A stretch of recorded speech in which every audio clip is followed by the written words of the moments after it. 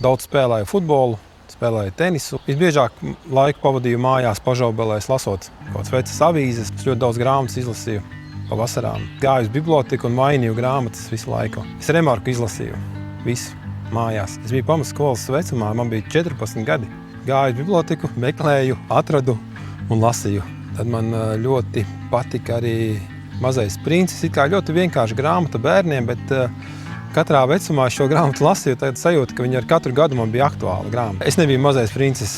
Es biju tāds, kuram bija jāstrādā. Es biju vidējais savā ģimenē. Man bija 3 jaunākas māsas, un, protams, man kā puikam bija jāiet darīt tos smagos darbus. Malkas zāģēšana. Es atceros, kā mēs ar vecmammu ar divroci zāģējām malku mājās.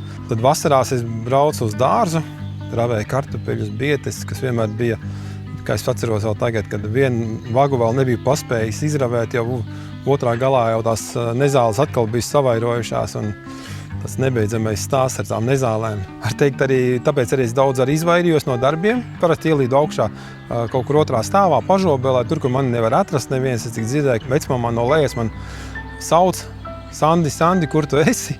Un tad es tēloju, ka es neesmu mājās.